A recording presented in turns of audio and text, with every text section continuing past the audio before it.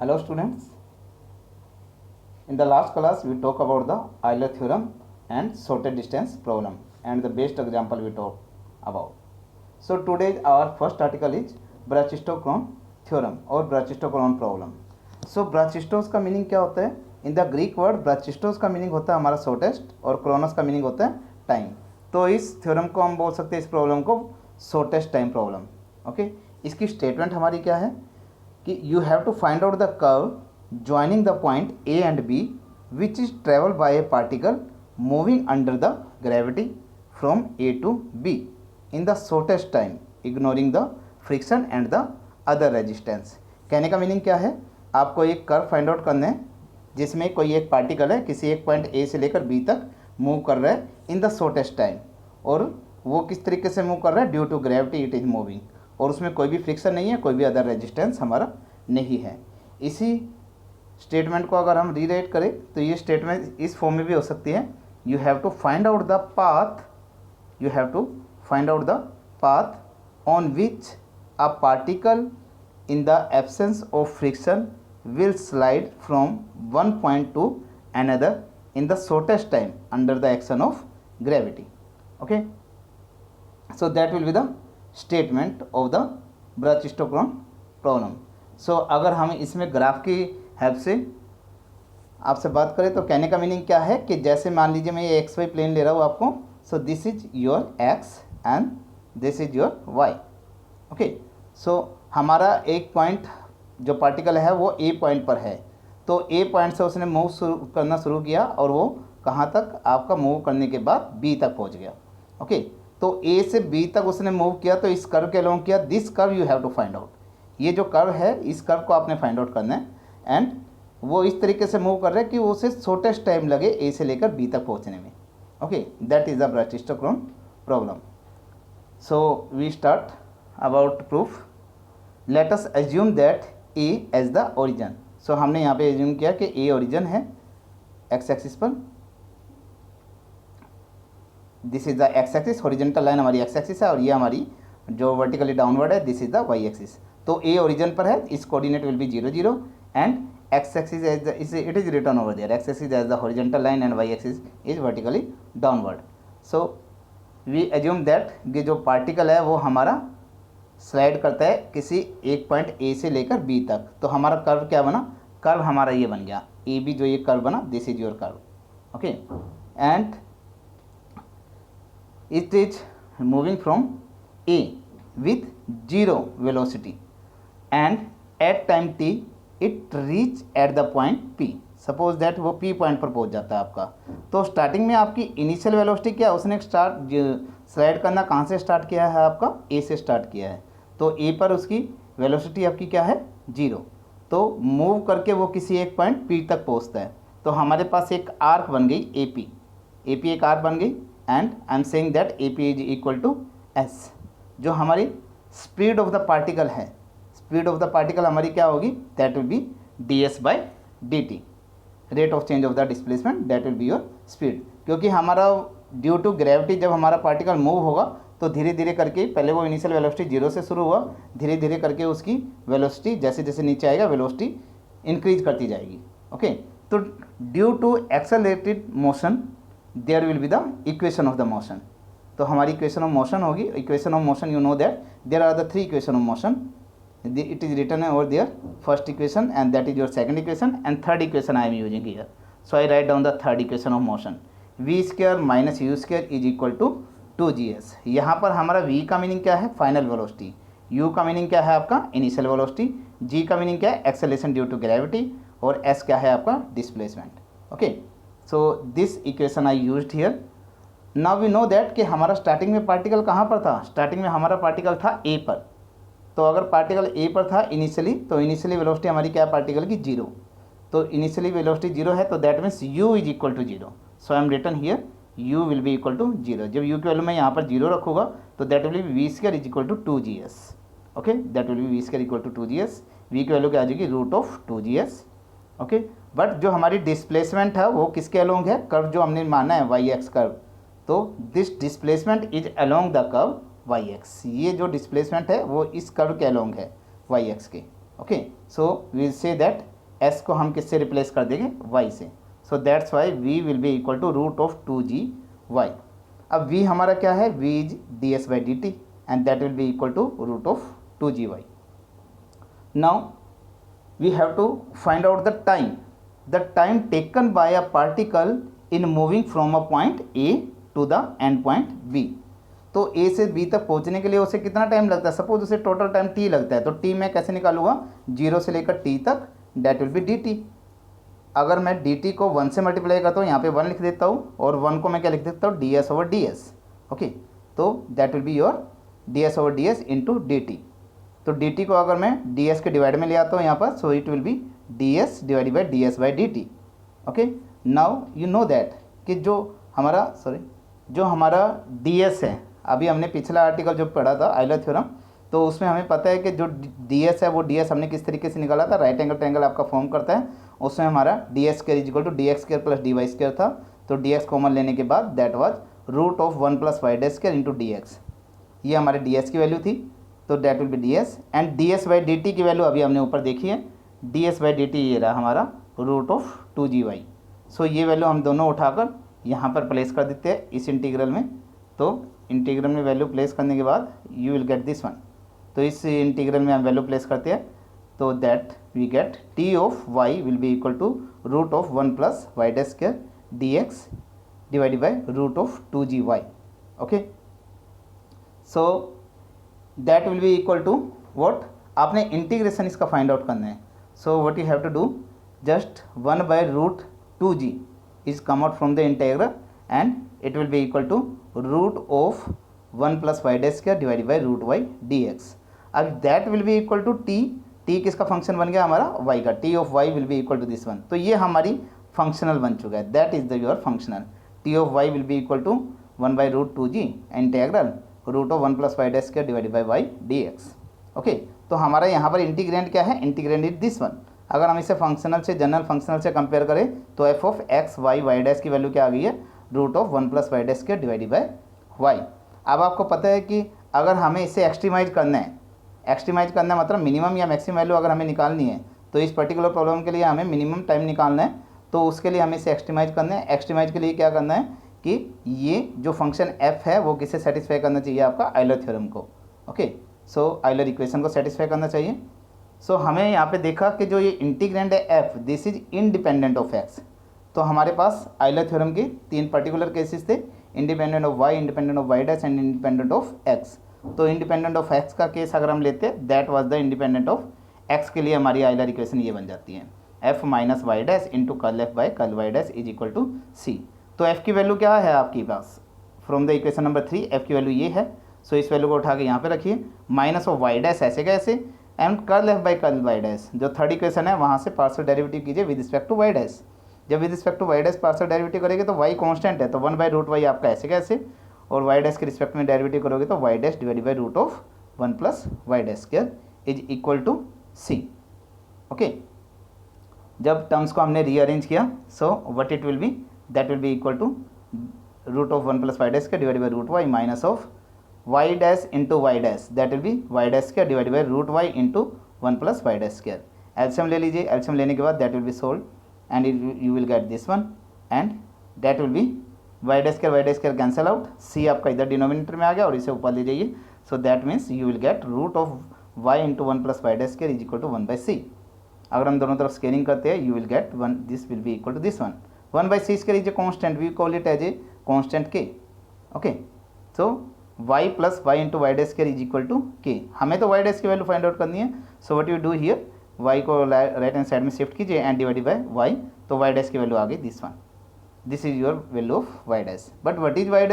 y' is dy by dx। So I just use here y' is dy by dx। तो जो y है, separation of variable से हमने क्या किया, y के पास हमने y की टर्म भेज दी और dx will be remaining here. What you have to do now, just do the integration both side. जब हम इंटीग्रेशन करते हैं, integration of dx and right hand side that will be integration of y divided by root of k minus y, root y divided by root of k minus y is this one. So what you have to do, integration of this will be equal to integration of this. अब इसी integration को हमने solve करना है। So what is there, हमारे पास k minus Y है, तो मैं y को क्या यूज करूँ, तो हमारा k भी हमने रूट से बाहर निकालना है। So what you have to do here, इसे यूज कर लीजिए k इंटू साइंस का थीटा। तो मैं y को यूज कर रहा हूँ k इंटू साइंस का थीटा। तो जब मैं k इंटू साइंस का थीटा यूज करूँगा तो dy की वैल्यू क्या आएगी, dy will be equal to k into 2 sine theta into cos theta d theta. Okay, that will be your value. So just place value in the integral. जब इसे integral में value use करेंगे तो ये value मैं यहाँ पर use कर रहा हूँ, तो root d x sorry integral of d x will be equal to integral of root of k साइंस का थीटा और डिवाइड बाई के कॉमन आ गया 1 माइनस साइंस का थीटा इंटू में डी वाई की जगह हो गया 2 k sine theta into cos theta. अब के से के कैंसिल हो गया, sine theta by cos theta है into 2 k sine theta cos theta से कोस थीटा कैंसिल हो गया। आपके पास क्या बच गया, के आपका इंटीग्रल से बाहर ले लीजिए, that will be equal to integral of 2 science का थीटा डी थीटा। लेकिन 2 साइंस का थीटा को लिख सकता हूँ मैं 1 minus cos theta. So again I take the integral of 1 minus cos theta d theta. So दोनों तरफ इंटीग्रेशन लीजिए, इसका इंटीग्रेशन क्या हो गया आपका x लेफ्ट हैंड साइड में, राइट हैंड साइड में k इंटू 1 का integration theta minus cos 2 theta का sine 2 theta divide by 2 and plus constant of integration. Okay, but in the right hand side you just look at there, initially हमारा point कहाँ पर था, ए पर था। ए पर हमारा पोजीशन क्या थी, 0 0। कहने का मीनिंग है x की वैल्यू भी 0 थी, वहाँ पर y की वैल्यू भी 0 थी, x और y दोनों 0 थे। तो अगर मैं इस पर्टिकुलर इक्वेशन में x और y दोनों को 0 पुट करता हूँ तो हमारे पास ये जो मैंने y को क्या सपोज किया था इक्वेशन नंबर 4 में देख सकते हो y वाज इक्वल टू के साइंस का थीटा। तो अगर मैं y को यहाँ पर 0 पुट करता हूँ तो ये क्या बन जाएगा आपका, 0 इज इक्वल टू के इंटू साइंस का थीटा। ओके, के इज इक्वल टू साइंस का थीटा। तो आपकी वैल्यू क्या आ जाएगी कि अगर हम थीटा की वैल्यू निकालते हैं तो 0 बाई के 0, साइंस का थीटा इक्वल टू 0, थीटा की वैल्यू क्या आ गई 0। तो कहने का मीनिंग है थीटा की वैल्यू 0 आ गई। So I write down over there in the right hand side, equation number 4 से हमें क्या मिल गया, थीटा इज इक्वल टू 0। अब थीटा हमें 0 मिल चुका है और एक्स भी 0 है। तो अब इक्वेशन नंबर 5 का यूज कीजिए, यहाँ पर लेफ्ट हैंड साइड में तो आपका 0 हो जाएगा, यहाँ पर 0 हो जाएगा, राइट हैंड साइड में थीटा की वैल्यू 0 पुट करेंगे, सब कुछ 0 हो जाएगा and 2c is equal to क्या आ जाएगा आपका 0। सो जब 2c इज इक्वल टू 0 आ जाएगा तो2c1 इक्वल टू 0, तो c1 की वैल्यू क्या आ गई 0। तो c1 की वैल्यू दोबारा फिफ्थ में रखेंगे तो इक्वेशन रीराइट करके आपकी क्या बन जाएगी, x will be equal to k by 2 into 2 theta minus sine 2 theta. अब k बाई 2 को मैं b कॉल कर रहा हूँ और 2 थीटा को मैं 5 कॉल कर रहा हूँ, तो हमारे पास x की वैल्यू क्या बन गई, b into 5 minus sine 5। Okay, अब हमारे पास y क्या था, इक्वेशन नंबर 4 से y की वैल्यू क्या थी, k इंटू साइंस का थीटा। तो इससे हम क्या कर दीजिए, 2 से मल्टीप्लाई कीजिए, 2 से divide, k by 2 into 2 science का theta that will be there. लेकिन k बाई 2 ऐसे कैसे, 2 साइंस का थीटा को लिख दिया 1 माइनस कोस 2 थीटा। अब k बाई 2 मैंने क्या सपोज किया था, k बाई 2 को मैंने b सपोज किया था, तो इसकी जगह b लिख दीजिए एंड 2 थीटा को हमने क्या कॉल किया था 5, सो 1 माइनस कोस 5। सो कहने का मीनिंग है आपके पास x की वैल्यू आ गई दिस वन एंड y की वैल्यू आ गई this one. So this was the required curve. यही आपने कर्व फाइंड आउट करना था जिसके अलोंग हमारा कोई भी पार्टिकल ए से लेकर बी तक मूव करने के लिए शॉर्टेस्ट टाइम लेगा। तो ये हमारा वो कर्व है। Okay, so which are the standard form of the cyclic curve and it is known as the cycloid curve. Okay, so that was your brachistochrone theorem. Now its based example is there, you have to solve it. That means you have to find out the extremal of the functional this one. You have to find the extremal of the functional this. मतलब किस function के लिए, किस yx के लिए ये हमारा जो I of y है ये हमारा एक्सट्रीमल वैल्यू देगा। तो ये हमें सोल्व करना है। So what you have to do here, just compare it with standard functional I of y is equal to a से b f of x y y dash. तो इंटीग्रेंड हमारा क्या हो गया, दिस इज योर इंटीग्रेंड। तो f of x y y dash किसके equal हो गया, this one. So you have to just use the Euler equation. Euler equation is curl f by curl y minus d by d x of curl f by curl y dash is equal to 0। तो कहने का meaning है आपको partial derivative find out करना है with respect to y and partial derivative का find out करना है with respect to y dash. तो इक्वेशन नंबर 1 का यूज करके पार्शियल डेरिवेटिव निकालिए with respect to y, that will be equal to what, जब इसका partial derivative with respect to y करोगे तो ये हो जाएगा आपका 2y इंटू में 2 into E raised power x। So curl f by curl y is this one. और जब y डैश के रिस्पेक्ट में करोगे तो y आपका कांस्टेंट है, तो y डैश के रिस्पेक्ट में आ जाएगा 2 इंटू वाई डैश। ओके, अब ये दोनों की दोनों वैल्यू उठाकर हम कहाँ पे यूज करेंगे, इक्वेशन नंबर 2 में। जब ये वैल्यू हमने इक्वेशन नंबर 2 में प्लेस बैक की तो आपके पास आ गया this value 2y + 2 e⁻x minus d/dx of 2y dash. तो 2 आपका कांस्टेंट है, ये बाहर आ जाएगा और y डैश का दोबारा से डेरिवेटिव करोगे तो क्या आ गया y डबल डैश। तो इक्वेशन आपकी बन गई y + e⁻x minus y double dash is equal to 0। अब हमारे पास इसी को रीराइट करके माइनस वाई डैश को राइट हैंड साइड में ले जाइए और y को भी राइट हैंड साइड में, तो आपका बन गया y double dash minus y is equal to e⁻x। अब ये क्या बन गई आपकी, this is your ordinary differential equation with constant coefficients. और आपको पता है इस इक्वेशन को कैसे सोल्व करते हैं, I am rewriting it as d²y/dx² minus of y is equal to e⁻x। हम d/dx को कैपिटल D यूज करते थे, ओके, यू नो दैट कि how to solve it. d/dx को हम क्या कॉल करते थे, ऑपरेटर d यूज करते थे। तो इस इक्वेशन को हम रीराइट करके लिख सकते हैं d² - 1 into y is equal to e⁻x। तो ऑक्सिलरी इक्वेशन क्या बनेगी उसके बारे में, d² - 1 is equal to 0। Actual हमारा सोल्यूशन इसका क्या होगा, CF + PI। तो CF और PI निकालने की कोशिश कर रहे हैं हम। तो सबसे पहले ऑक्सिलरी इक्वेशन क्या बनेगी, d² - 1 इक्वल टू 0, वहाँ से d की वैल्यू आई +-1। तो अगर हमारे दो डिफरेंट रूट है तो उसके लिए CF हमारे पास क्या आ गया, C1 e⁻x + C2 e⁻x। अब हमें PI फाइंड आउट करना है। सो PI हमारे पास क्या हो गया, 1/d² - 1 इंटू में राइट हैंड साइड में जो फंक्शन है e⁻x इंटू दिस वन। तो हमने क्या करना है, e⁻x हो तो d को a से रिप्लेस करते हैं, तो a की वैल्यू 1 है यहाँ पर, तो d को मैं 1 से रिप्लेस करूँगा तो क्या हो गया 1/1 - 1 इंटू e⁻x। लेकिन डिवाइड में क्या बन गया आपका 0, ये तो आपका केस ऑफ फेलियर हो गया। अगर केस ऑफ फेलियर होता है तो मैं क्या करूँगा, x से मल्टीप्लाई कर दूंगा और नीचे वाले को डेरिवेटिव कर दूंगा विद रिस्पेक्ट टू d। तो d² - 1 का डेरिवेटिव किया 2d इंटू e⁻x। अब फिर दोबारा x को मैं d को किससे रिप्लेस करूँगा, 1 से रिप्लेस करूँगा, तो डिवाइड में आपका क्या बन गया x/2 इंटू 1, तो x/2 इंटू e⁻x, ये आपका PI बन गया। तो कहने का मीनिंग है इस जो आपकी थर्ड इक्वेशन थी इसका सोल्यूशन क्या बना, y is equal to CF + PI। So I am writing down here y is equal to CF + PI। So that will be the function जिसके लिए हमारा जो गिवन फंक्शनल है वो एक्सट्रीमल वैल्यू देगा। Okay, now your next problem is minimum surface of revolution. So this is your next article.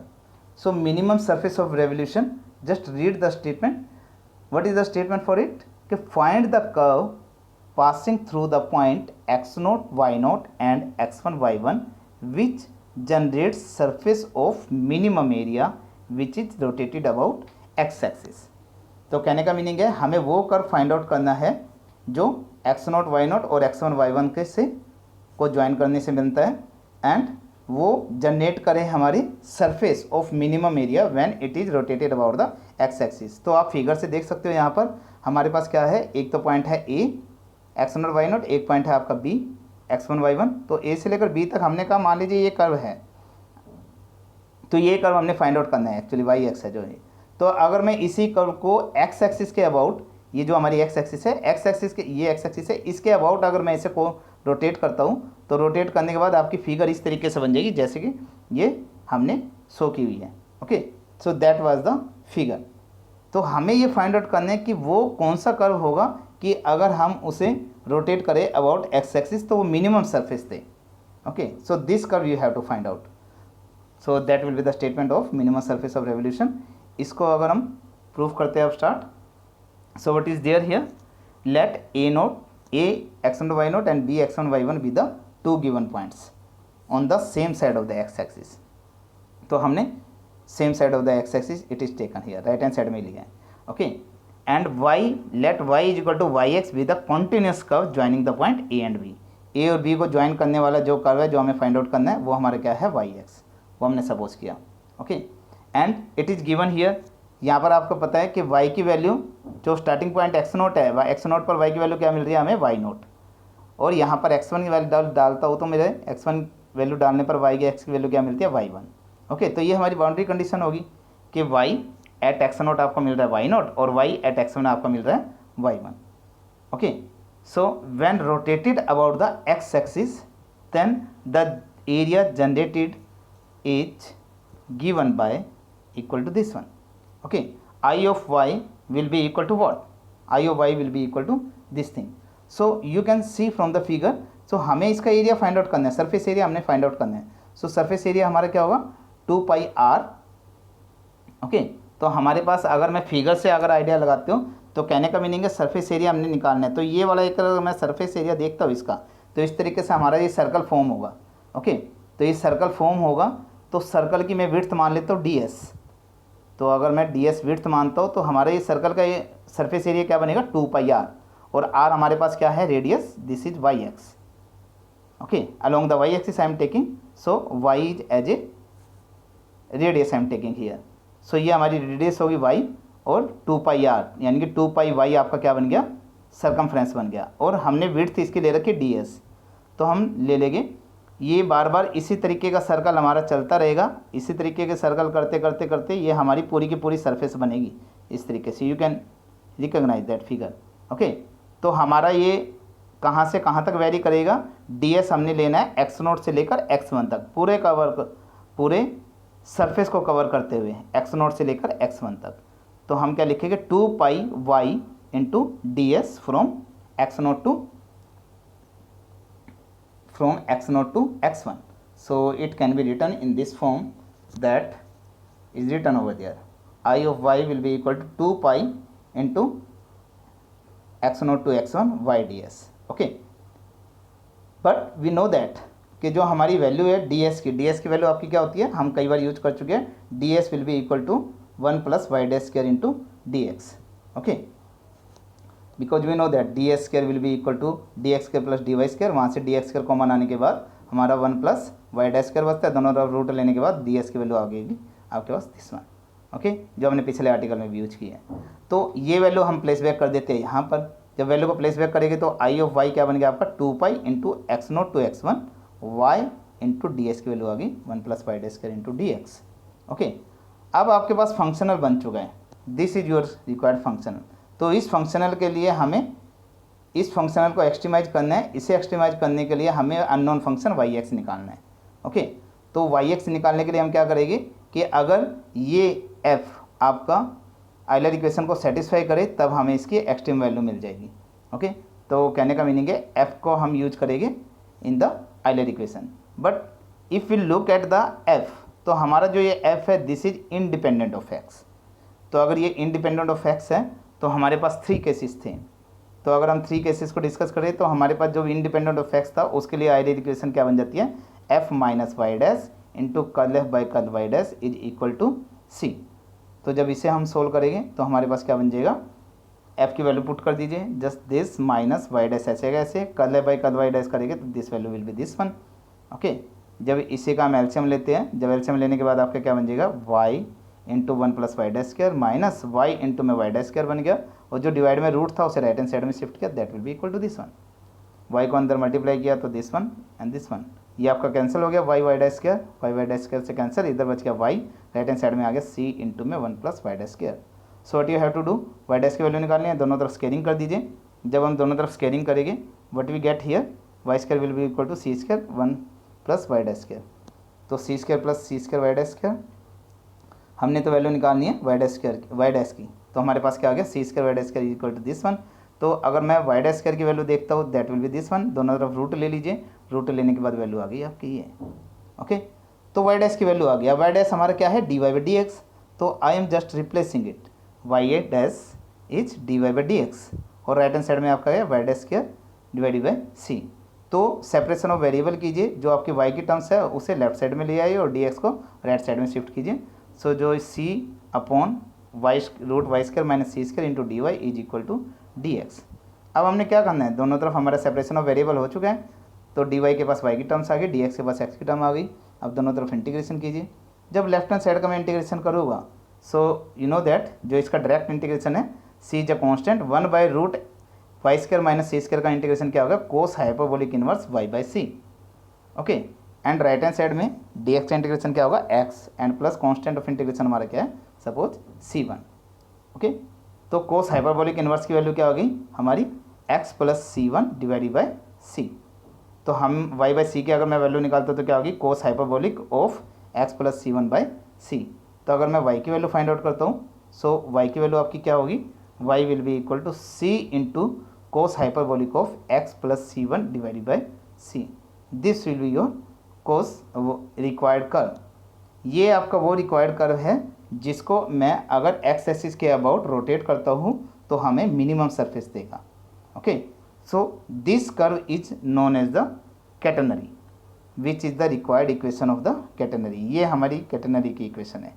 Okay, जो point A और B को ज्वाइन करने से मिला है. ठीक है, और जो हमारा ये सी और C1 और C है ये हमारा बाउंड्री कंडीशन से फाइंड आउट किया जा सकता है. Okay, this curve is known as the catenary, it is written over there. और जो कर्व को रोटेट करने के बाद जो हमारी सरफेस बनी उस सरफेस को बोलते हैं catenoid. Right, so now you understand this problem. Now the next problem we will discuss in the next class, but before that, on the basis of this one, I am giving you some problems. Just look at that and try to solve it. It is written in the last. So मैं थोड़ी देर के लिए video को pause कर रहा हूँ यहाँ पर ताकि आप स्क्रीनशॉट लेकर उसे सॉल्व कर सकें. सो this is your problem, that is your problem. This is your first problem. You have to find the extremal of the functional iy is equal to this one, and this is second, find the unknown function to extremize the given functional I of y will be equal to this one. That is your second problem. And the third problem I am giving here, find the continuous differentiable curve yx of the integral I of y is equal to 0 to 1 1 plus y dash square dx with the boundary condition y0 is equal to 0 and y1 is equal to 1. Okay, and last आपकी problem है, find the extremal of the functional I y is equal to a to b y square plus y dash square minus 2y sin x dx. So these are the problem. You have to just solve the problem by using the Euler equation. Okay, so next the matter we will discuss in the next class. Thank you very much, students.